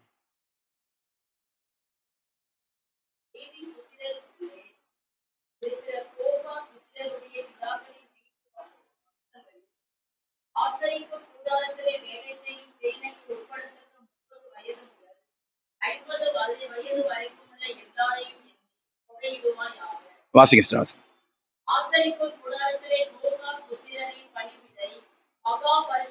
இந்த கோகாத் லேவியினுடைய பிள்ளைகள். யாருடைய பிள்ளைங்க? லேவியின் புத்திரருக்குள்ளே இந்த கோகாத்தின் லேவியின் குடும்பமே ஊழிய குடும்பம். நல்லா புரிஞ்சுக்கலாம். லேவிக்கு பிறந்த குடும்பங்களே ஊழிய குடும்பங்கள். அதுதான் ஆரோன்லாம் வராங்க. இந்த கோகாத்தின் புத்திரர் இருக்கிறாங்க பாருங்க, அவங்க இப்ப நீங்க நல்லா கவனிங்க. இப்ப பாஸ்டமா இருக்காங்க, அவங்களுக்கு இப்ப 2 பையன் இருக்காங்களா இங்க. இப்ப ஒரு பையன் இன்னொரு பையன், அது மாதிரி அந்த லைன்ல அவங்களுக்கு வரக்கூடிய 2 பேருடைய ஊழியங்கள். 2 பேருக்கும் ஒருத்தர் கிட்டாரு, சாரி அவரு பாடு வாசிக்கிறாரு, இன்னொருத்தர் கீபோர்டு. 2 பேர் மாதிரி இந்த கோகாத்தின் புத்தர்கள் வந்து லேவிக்கு பிறந்த கோகாத்துவர்களுடைய வேலைன்னா, ஆசரிப்பு கூடாரத்துல மகா பரிசுத்தமான வேலை. ஆசாரியர்களுக்கு வேலைலாம் முடிச்சு எல்லாம் கட்டி முடிச்ச உடனே அதை தோளில சுமக்கிறதோ கொண்டு போறதோ அந்த பரிசுத்தமான வேலை. யாருடைய வேலை? கோகாத்துடைய வேலை. நீங்க வாசி பார்த்தீங்கன்னா 15ஆம் வசனம் சொல்லுகிறது, பாளையம் புறப்படும் போதும் ஆரோனும் அவன் குமாரரும் பரிசுத்த ஸ்தலத்தையும் அதனுடைய சகல பனிமூட்டைகளையும் மூடி தீர்த்த பின்பு கோகாத்தின் புத்திரர்கள் அதை எடுத்துக்கொண்டு போகிறதுக்கு உள்ளே வர கடவர்கள். வேற யாரும் தொட முடியாது. பரிசுத்தமான ஊழியம், கனத்துக்கு ஒரு ஊழியம். நல்லா கவனிங்க. நம்ம ஒரு பாய் போடுறது கூட ஒரு பெரிய ஊழியம். ஆமேன்னு சொல்லுங்க. அதெல்லாம் முன்னாடி இருந்துச்சு, இப்ப இருக்கு எல்லாம் குறைஞ்சு. எனக்குலாம் முன்னாடிலாம் யார் பாய் போடுறது அப்படின்னா, நீ போற நான் போறேன்னா, ஏன்னா இந்த ஊழியக்காரங்க சாப்பிடும் போது கை தண்ணி ஊத்துவாங்க பார்த்தீங்களா. அப்ப என்ன நினைப்பாச்சுன்னா, எலியாவின் கைகளுக்கு தண்ணீர் வார்த்த சாப்பாத்தின் குமாரன் எலிசா மாதிரி என் வாழ்க்கை வரணும்னு நினைப்பாங்க நிறைய பேர். அப்படி நினைப்பாங்க. அப்படிதான் அந்த ஊழியங்கள்ல அப்படி நினைச்சிருக்காங்க. நானும் நினைச்சிருக்கேன். ஊழியக்காரங்க ஒரு பணிவிடை செய்வது வந்து ஒரு பெரிய ஆசீர்வாதம் சொல்லி. இன்னைக்கு அதெல்லாம் இல்லை. கர்த்தருக்கே செய்யறதுக்கு ரொம்ப கஷ்டமா இருக்கு. இன்னைக்கு பெரிய பரிசுத்தமான ஊழியம் அந்த குடும்பத்துலதான் வராங்க. வாசிப்பு என்னாகும் புத்தகம் 16ஆம் அதிகாரத்துல 16ஆம் அதிகாரம் என்னாகும் 16ஆம் அதிகாரம் 1ஆம் வசனத்தை வாசி கேட்போம். பாருங்க, போதும். லேவிக்கு பிறந்த கோகாத்தின் குமாரனாகிய இஸ்ஸையாரின் மகன் கோராகு. இந்த கோராகு என்ன பண்றான்? மோசேக்கு விரோதமாகவும் ஆரோனுக்கு விரோதமா பேசுறான். இது இருக்கிறதா, எல்லாத்தையும் இருக்கிறதா. இவனை யாரு? லேவி கோத்திரத்தை சேர்ந்தவன். புரியுதுங்களா? இவனை லேவி கோத்திரத்தை சேர்ந்தவதான். ஆனா ஆரோனுக்கு தான் என்ன ஊழியம் இருக்குது? ஆசாரிய ஊழியம். இப்ப என்ன ஆயிடுச்சுன்னா நிறைய வாக்குவாதங்கள். எனக்கு இல்லையா, உனக்கு இல்லையா? அழைப்பு என்பது தேவனே கொடுக்கிறது. ஆமென் சொல்லுங்க. சில தங்களை தாங்களே அழைப்புல வந்துருவாங்க, ட்ரைனிங் ஆயிடுவாங்க, அந்த அழைப்புல ஓடுவாங்க. ஆனா தேவன் கொடுக்கிற அழைப்பு என்பது அது கனத்துக்குரியது. அல்லேலூயா. பைபிள் அழைச்சு முடிச்சு வரவங்களும் இருக்கிறாங்க. எல்லாரும் ஊழியம் செய்யலாம், தப்பு இல்லை. ஆனா அழைப்பு என்பது ஒன்று. கர்த்தராலே அன்னகராக்கப்பட்ட ஒன்று இருக்கிறாங்க. தங்களை தாங்களே அன்னகராக்கி கொண்டு இருக்கிறாங்க. தேவன் நிமித்தமா அன்னகராக்கி கொண்டு இருக்கிறாங்க, நிறைய இருக்கு. ஆனா தேவன் ஒரு தெரிந்து கொண்டா அது கனத்துக்குரிய ஊழியம். ஆமென் சொல்லுங்க. அதனாலதான் ஆண்டவர் சொல்றாரு, உடன்படிக்கை பெட்டியில எல்லா கோலம் கொண்டு வாப்பா. அந்த பெட்டிக்குள்ள வைக்கிறாங்க. நான் யாரை தெரிந்து கொள்ள நாளைக்கு பார்க்கலாம். மறுநாள் பார்த்தா ஆரோனின் கோல் மாத்தம் துளிர்த்து இருந்தது. எல்லாருடைய வாயம் கத்த அடைச்சு போட்டாரு. அல்லேலூயா. இந்த கோராக் என்ன பண்ணனா, மோசேக்கிரமாக ஆரோனுக்கு பேசின அப்படின்னால தேவனுடைய கோபம் வந்து பூமியை பிளந்து இந்த கோராகினுடைய குடும்பத்தெல்லாம் கத்தர் முழுகிறார். இதன் பிறகு அவர்கள் ஊழியத்தை இழந்து போயிட்டாங்க. என்ன பண்ணிட்டாங்க? ஊழியத்தை இழந்து போயிட்டாங்க. ஏறக்குறைய 7 தலைமுறைக்கு மேல ஊழியத்தை இழந்து போயிட்டாங்க. அந்த கோராகின் புத்திரர்கள் எல்லாத்தையும் இழந்து போன அந்த கோராகின் புத்திரர்ல வந்ததான் எல்கானா. எல்கானுடைய மனைவி தான் யாரு? அன்னாள். அன்னாளுடைய பிள்ளை தான் யாரு? சாமுவேல். அந்த அம்மா ஜெபிக்கிற ஜெபத்தை கவனிங்களேன். இப்ப ஒரு 20 வருஷமா ஒருத்தர் குழந்தையே இல்லைன்னு வச்சுக்கோங்க. அவங்க போய் ஆண்டவர்கிட்ட போய், ஆண்டவரே எனக்கு ஒரு குழந்தைய கொடுத்தா நான் அதை நசரேயனாக உனக்கே கொடுத்துன்னு சொல்லுவாங்களா? யாரும் சொல்ல மாட்டாங்க. அப்ப இந்த அம்மா சொல்றாங்கன்னா இந்த ஊழிய வம்சமே போயிடுச்சு. இந்த வழியாதான் வரணும், அன்னாள் வழியாதான் வரணும். அவங்க தேவ சமூகத்தை போய் அழுகுறாங்க, ஜெபிக்கிறாங்க. கர்த்தர் அந்த அழுகையை கர்த்தர் கேட்டார். ஆமென் சொல்லுவோமா? பாக்கான அழுகையை கர்த்தர் கேட்டார். அன்னாள் ஜெபிக்கிறாங்க. தேவ சமூகத்துல போய், ஆண்டவரே என் ஜெபத்துக்கு நீங்க பதில் கொடுங்க, என் கண்ணீரை பாருங்க. ஒரு பொருத்தனை பண்றாங்க. அதான் முக்கியம். யாரும் பொருத்தனை பண்ண மாட்டாங்க. அந்த பொருத்தனுடைய நோக்கம் என்ன?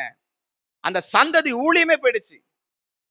அவங்க சொல்றாங்க, கர்த்தர் எனக்கு ஒரு ஆண் பிள்ளையை கொடுத்தா ஏன் பெண் பிள்ளையை கேட்கல? ஏதோ ஒண்ணு கொடுத்துட்டு போடுதானே. 10 வருஷமா 5 வருஷமா குழந்தை இல்ல, உங்களுக்கு என்ன குழந்தை வேணும் பிரதர்? அப்படி சிஸ்டர் கேட்டா சொல்லுவாங்க, ஏதோ ஒண்ணு பிரதர், ஆணோ பொண்ணு அதெல்லாம் முக்கியம், எனக்கு நான் ஒரு தாய் என்ற ஒரு ஸ்தானத்துக்கு வந்துடணும். ஸ்ரீயானவள் பிள்ளை பெற்றினால் என்ன பண்ணலாம்? ஸ்ரீயானவள் பிள்ளை பெற்றினால்தான் ரட்சிக்கப்படுகிறான். பைபிள்ல போட்டிருக்கு, இருக்கா இல்லையா?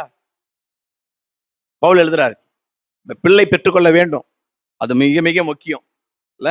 இங்க சொல்றாங்க, அந்த அம்மா என்ன சொல்றாங்க? 10 1 சாமுவேல் 10:1 அவள் போய் மனம் கசந்து மிகவும் அழுது கர்த்தரை நோக்கி விண்ணப்பம் பண்ணி, சேனைகளின் கர்த்தாவே தேவரீர் உம்முடைய அடியாளின் சிறுமியை கண் நோக்கி பார்த்து உம்முடைய அடியாளை மறவாமல் நினைத்தருளி உமது அடியாளுக்கு ஒரு ஆண் பிள்ளையை கொடுத்தால் அவன் உயிரோடு சகல நாள் நான் அவனை கர்த்தருக்கு ஒப்பு கொடுப்பேன். ஏன்னா எனக்கு ஒரு பக்கம் தாய்மை அடைந்த அந்த ஒரு திருப்தி அடைஞ்சிடும். 2வது எது போயிடுச்சு? ஊழி அழைப்பே போயிடுச்சு. நீங்க 1:4 வாசித்து பார்த்தீங்கன்னா எல்கானா சந்ததியில் அப்படி வரும். கோராகின் புத்திரெல்லாம் அப்படி வரும். நீங்க வாசித்து பார்த்தா தெரிஞ்சிடும். 1:4 எழுதப்பட்டிருக்கு. அந்த சந்ததியை குறித்து வாசிப்போம்.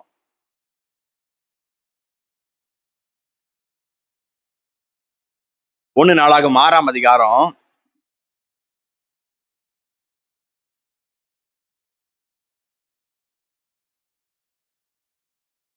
34 வாசிக்கிறீங்களா?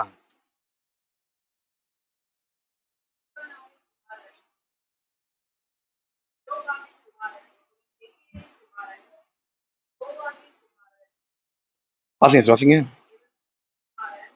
இப்படியே வாசிட்டே வந்தீங்கன்னா 37:8 வாசிங்க சிஸ்டர்.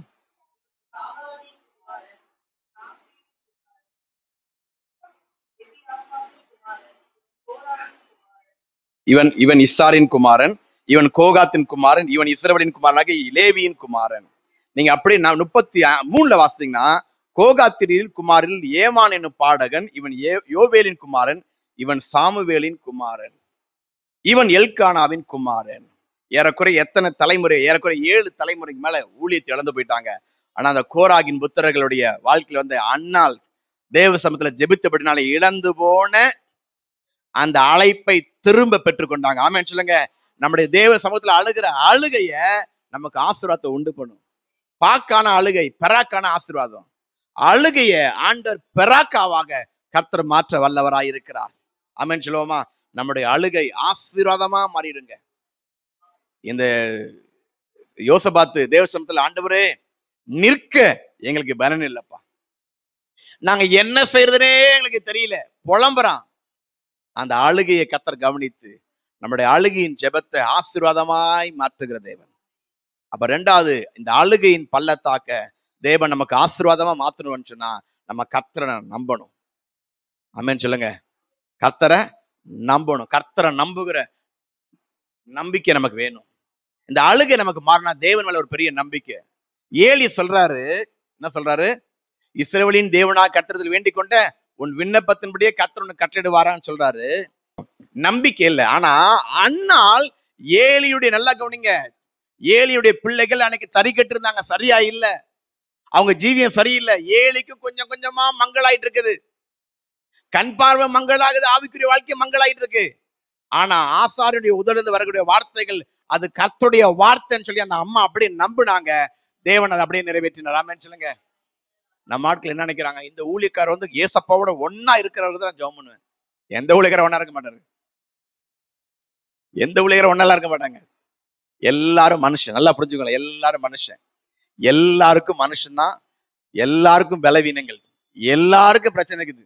யாரும் இந்த உலகத்துல பர்ஃபெக்டா இருக்கவே முடியாது. அனுதினமும் நம்மை பலப்படுத்தி கொண்டே வருகிறோம். ஆமென் சொல்லுங்க. அல்லேலூயா. நம்ம பேசுகிறத வச்சுக்கிட்டு, ஓ இப்ப ஜான் போஸ்கோ ரொம்ப கர்த்தரோட நெருங்கி இருப்பாரு அப்படின்னு நினைச்சிடாதீங்க. நம்ம வாழ்க்கை ஓட்டமே ஒவ்வொரு நாள் ஓடிட்டு இருக்குது, பெரிய கடுப்பா கஷ்டமா இருக்குது. தேவனோட இருக்குது. மனுஷர்கள் பலவீனமானவர்கள். நம்ம கர்த்தரோடு நம்ம நடக்கணும். ஆமென் சொல்லுங்க. நம்முடைய அழுகையை கர்த்தர் ஆசீர்வாதமாய் மாற்றுகிற தேவன். அழுகையின் பள்ளத்தாக்க தேவன் ஆசீர்வாதமாய் மாற்றுகிற தேவன். ஆமென் சொல்லுவோமா? வேகமாக மூன்றாவது பள்ளத்தாக்க சொல்லி முடிப்போம். கர்த்தர் மேல இருக்கிற நம்பிக்கை. மூன்றாவது காரியம், யோசுவாவின் புத்தகம் 7ஆம் அதிகாரம், யோசுவாவின் புத்தகம் 7ஆம் அதிகாரம் கடைசி 2 வசனம் வாசிடுவோம்.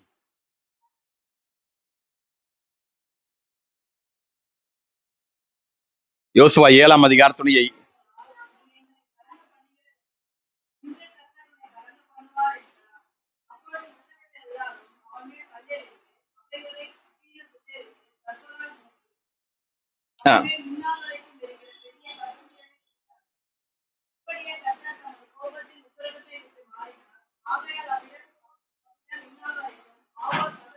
அதுக்கு மேல வாசிக்கணும். அது மேல் பகுதியில ஆகோர் பள்ளத்தாக்குக்கு கொண்டு வராங்க.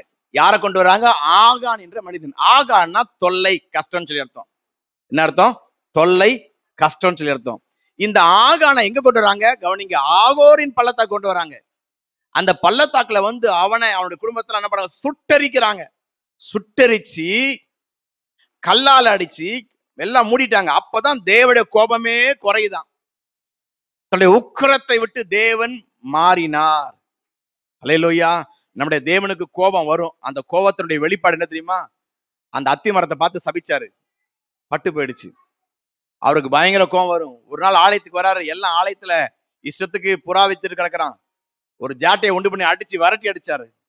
அவ்வளவு தேவனுக்கு கோபம். தன்னுடைய கோபத்தினாலே, உக்கிரத்தினாலே மிதிச்சாராம். ஆலையெல்லாம் ரத்தம் ஆயிடுச்சு பைபிள்ல போட்டிருக்கு. தேவன் ரொம்ப கோபக்காரர். அல்லேலூயா. அந்த ஏன்னா கீழ்ப்படியாமை. அவர் சொல்லலாம், யோசுவா சொல்றாரு, நீங்க எரிகோவுக்கு போறீங்க, எரிகோல இருக்கிற எந்த சாபத்தீங்கான எதையும் எடுக்காதீங்கன்னு சொல்றாரு.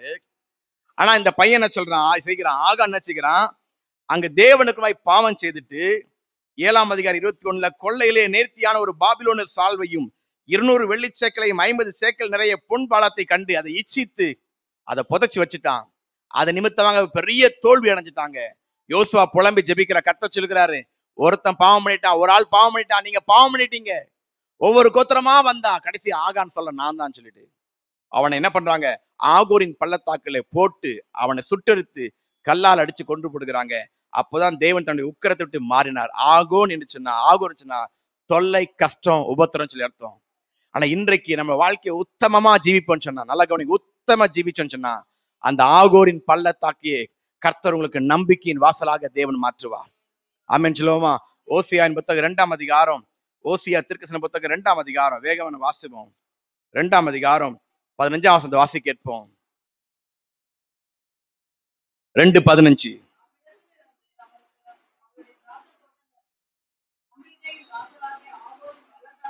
ஆண்டவர் சொல்றாரு, ஆகோரின் பள்ளத்தாக்க நம்பிக்கையின் வாசலா கொடுப்பேன். எது உனக்கு முட்செடியா இருக்குதோ, எது உனக்கு தொல்லை கொடுக்கிறதோ, எது உன உருவ குத்தி கொண்டிருக்கிறதோ, அந்த முட்செடியையே நான் தேவதாராவனுக்கு நம்பிக்கையா மாத்திருவேன். அல்லேலூயா. முட்செடிகளுக்கு பதிலாக தேவதாரா மாற்றுகிற தேவன். ஆகோரின் பள்ளத்தாக்க நம்பிக்கையின் வாசலா மாத்துவேன்னு சொல்றாரு. எது உனக்கு தொல்லை கொடுக்குதோ, எது உன்னை அழிக்க நினைக்குதோ, எது உன்னை கீழே தள்ளுச்சோ, அதையே தேவன் சொல்றாரு, அதையே நான் உனக்கு நம்பிக்கையா மாத்த போகிறேன். அல்லேலூயா. நம்பிக்கையின் வாசலா நான் மாற்றுகிற தேவனா இருக்கிறேன். எப்ப தெரியுமா? உத்தம ஜீவியம். நம்ம வாழ்க்கை எப்படி இருக்கணும்? உத்தமமா ஜீவிக்கணும். உத்தமனுக்கு தேவன் துணையா. உத்தமமா நடக்கலன்னு சொன்னா தேவன் நன்மை செய்ய மாட்டாராம். உத்தமமாய் நடக்கிறவர்களுக்கு நன்மையை வழங்காதிரார் போட்டிருக்கு. அப்படிதான் பைபிள்ல போட்டிருக்கு. உத்தமத்தை தேவன் எதிர்பார்க்கிறார். ஆமென் சொல்லுங்க. அல்லேலூயா. ஒரே சமயத்தை மாத்த நான் முடிச்சிடுவேன். எசேக்கியா ராஜாவை குறித்து சொல்லுகிறது, அந்த ராஜா யூதா ராஜாவாக எசேக்கியா ராஜா, அவனுக்கு முன்னும் அவனுக்கு பின்னும் கர்த்தரை நம்புகிற ராஜாக்கள் வேற யாருமே இல்லை. அப்படி நம்பின மனுஷன், கர்த்தரை அப்படி நம்பின மனுஷன். அந்த மனுஷன் கர்த்தர் சொல்றாரு, உன் வீட்டின் காரியத்தை ஒழுங்குபடுத்து, நீ என்ன பண்ண போற? மறிக்க போகிற அப்படின்ட்டாரு. பாருங்க, இந்த சம்பவத்தை நமக்கு இதெல்லாம் தெரியும். ஒரு இப்ப மோடி ஐயா வீட்டுல இருந்து மோடி ஐயா கேட்டுக்கு பார்த்துக்கோங்க வச்சுங்களேன், வச்சுக்கோங்க. மோடி ஐயா வீட்டு ரூமுக்கும் கேட்டுக்கு எவ்வளவு தூரமா இருக்கும்? இப்ப அது மாதிரி எசேக்கியா ராஜாவுடைய அரண்மனைக்குள்ள இருக்கிறாரு. ஏசாயா திருச்சி அங்கேருந்து வந்து சொல்லிட்டு ஏறக்குறைய ஒரு கிலோமீட்டர் தூரம் வச்சுக்கோங்களேன், இவர் இப்ப டிராவல் பண்ணி போயிட்டு இருக்காரு. யாரு? ஏசாயா திருச்சி போயிட்டு இருக்கிறாரு. அந்த ஒரு கிலோமீட்டர் தூரத்துக்குள்ள யார் ஜெபிக்கிறான்னு நமக்கு தெரியும். ஏசாயா புத்தகம் 38ஆம் அதிகாரத்துல எசேக்கியா ராஜா ஜெபிக்கிற ஜெபத்தை பாருங்களேன். ஒரே அடிதான். ரொம்ப புலம்பி இருக்கிறான். ஒரு அடியில மட்டும் இருக்கு பாருங்க. 2வது வாசிப்போமா?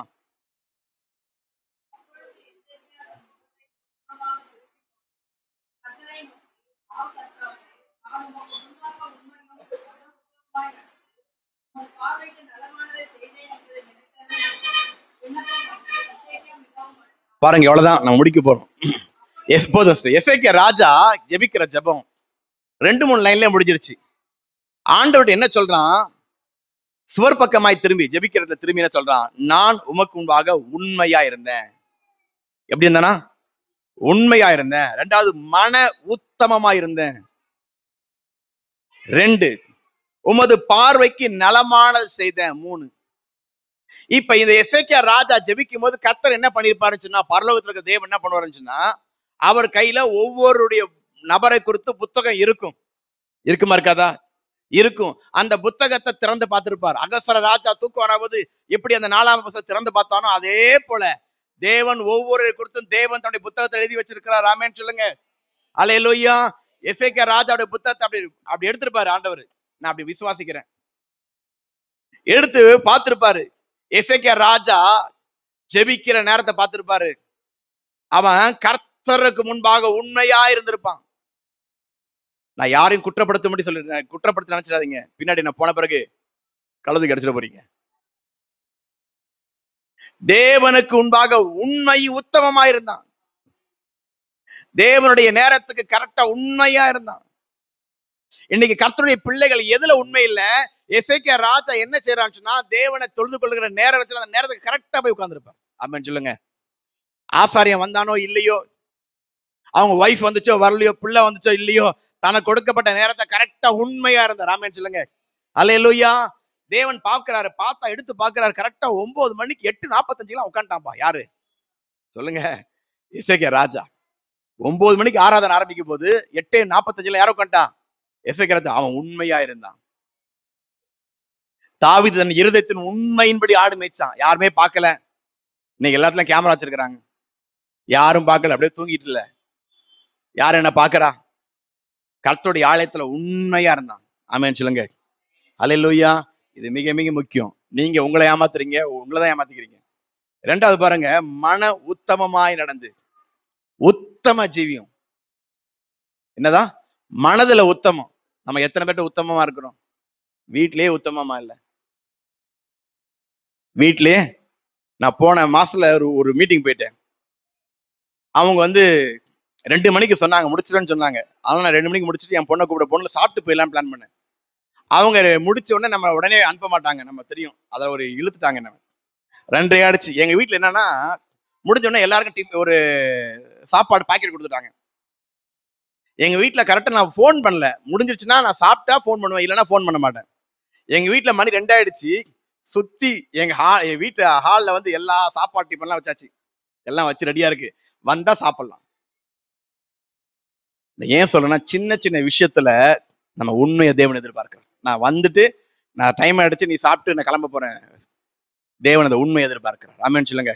உண்மையா இருக்கிறோமா? கருத்துக்கு முன்பாக காணிக்கையில உண்மையா இருக்கிறோமா? ஜெபத்துல உண்மையா இருக்கிறோமா? இல்ல சந்தடி சாக்கு மாதிரி நம்ம அளப்புறோமா? என்ன செய்யறோம்? இதெல்லாம் கர்த்தர் கவனிக்கிறார். சும்மா ஏதோ ஒண்ணு புலம்புறது, ஏதோ ஒண்ணு ஏமாத்துறது. மன உத்தமமாய் நடந்து உமது பார்வைக்கு நலமானது செய்தேன். கர்த்தர் அந்த புக் எடுத்து பார்த்திருப்பார். நான் உண்மையை நினைக்கிறேன், தேவன் புக் எடுத்து தான் பார்க்கணும்னு இல்லை, உங்களுக்காக சொல்றேன். அவருக்கு எல்லாம் தெரிஞ்ச தேவன். அவர் எடுத்து பார்த்திருப்பார். பார்த்தா இந்த மனுஷன் உத்தமமா இருந்தான். ஆண்டவரை பார்த்து இவனை இந்த இந்த ஆயுசு நாளுக்கு குறைக்கவே முடியலங்க. அவன் கேட்கிற, ஆண்டவர் நான் உத்தமமா இருந்தேன், நீங்க என்ன செய்யணும்? வேற வழி இல்ல. தேவன் சொல்றாரு, ஏசாயா போயிட்டு முற்றத்துக்கு போயிட்டாரு. மறுபடியும் அவனை கூப்பிடுறாரு, நீ போய் மறுபடியும் போய் சொல்லு, உன் ஆயுசு நாளை பிறகு பண்ணுக்கிறேன். இப்ப யாருமா புலம்பிருப்பா?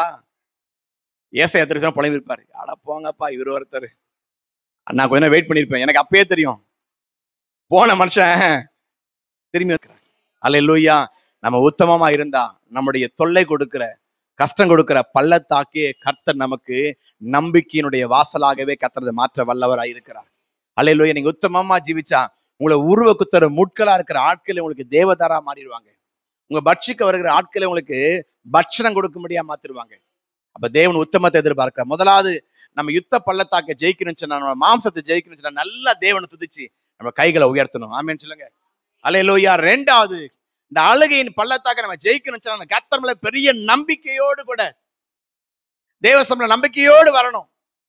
உங்க நம்பிக்கை, உங்க அழுகைய தேவன் ஆசீர்வாதமா மாத்துவார். அதுக்கு முன்னாடி அண்ணாள் அழுதாலும் எனக்கு பைபிள் இல்லை, நீங்க பரலோகம் போய் கேட்டுக்கோங்க. ஆனா எழுதப்பட்ட வேதத்தின்படி அங்கதான் அழுததா வேதம் சொல்லப்பட்டது. தேவசம் அழுகுறாங்க, புலம்பி இருக்கலாம். அந்த அழுகை மனுஷனுக்கு முன்னாடி விட்ட கண்ணீர் அல்ல, கர்த்தருடைய சமூகத்துல அந்த விட்ட கண்ணீருக்கு தேவன் பலன் கொடுக்கிறார். ஆமென் சொல்லுவோமா? 3வது, நம்முடைய வாழ்க்கை இருக்கிறதான தொல்லை, கஷ்டம் கொடுக்கிறதான இந்த பள்ளத்தாக்கை இன்றைக்கு ஆண்டவர் உங்களுக்கு நம்பிக்கையின் வாசலாகவே மாற்ற விரும்புகிறார். ஆண்டவர் சொல்லுகிறார், நான் மலைகளுக்கு மாத்திரமல்ல, பள்ளத்தாக்குகளுக்கு நான் தேவனாய் இருக்கிறேன். பள்ளத்தாக்குல நான் உன்னோடு பேசுவேன். மரண இருளின் பள்ளத்தாக்குல கடந்து போனாலும் நீ பயப்படாத, உன் கூடயே நான் டிராவல் பண்ணிட்டே இருக்கிறேன். ஆமென் சொல்லுவோமா? அல்லேலூயா. நான் கோர்ட்ல வாசல் இருக்கும்போது நான் யோசித்தேன், கர்த்தர் என் பக்கத்துல உட்கார்ந்து இருக்கிறாரு. நீங்க வேதத்துல ஒரு அருமையான சம்பவம் இருக்கு. யோசேப்பு என்ற மனுஷனை குறித்து வாசிக்கும் போது அவங்கள ஒரு பொய்யான குற்றச்சாட்டு. அந்த குற்றச்சாட்டுமே அவன் சிறைச்சாலை இருக்கிறான். சிறைச்சாலைக்குள்ள யோசேப்பு இருந்தான். யோசேப்போடு கர்த்தர் சிறைச்சாலைக்குள்ளேயும் இருந்தார். எத்தனை பேர் நம்புறீங்க? அல்லேலூயா. அப்ப மேல இல்லையா நினைக்காதீங்க, அவர் சர்வ வியாபி உள்ள தேவன், எங்கும் நிறைந்த தேவன். சிறைச்சாலை யோசேப்போடு கர்த்தர் இருந்தார். அந்த தேவன் இன்னைக்கு நம்மோடு இருக்கிறார்.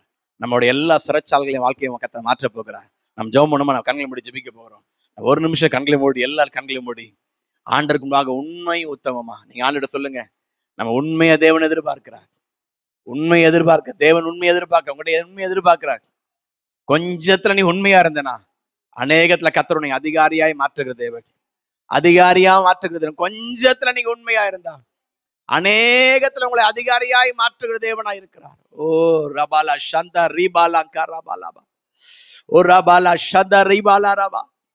கர்த்தருடைய மகிமை மத்தியில இறங்கும்படியா நான் ஜெபிக்கிறேன்ப்பா.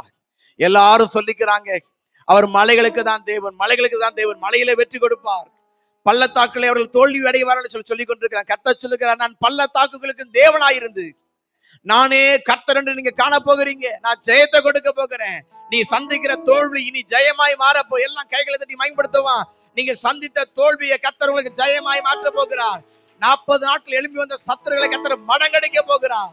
உங்க கைகள்ல கர்த்தர் வல்லமை கொடுத்திருக்கிறார். உங்க கைகளை உயர்த்த உயர்த்த உயர்த்த, உங்க கைகளை உயர்த்த உயர்த்த சத்துருக்கள் மடங்கடிக்கப்படுவாங்க. கர்த்தர் பெரிய ஜெயத்தை கொடுப்பார். அன்பின் ஆண்டவரே, எங்களோட பேசுற நல்வார்த்தைக்கு நன்றி செலுத்துகிறோம்ப்பா. தொடர்ந்து எங்களை ஆசீர்வதிங்க, பலப்படுத்துங்க. இயேசுவின் நாமத்தில் ஜெபிக்கிறோம் பிதாவே.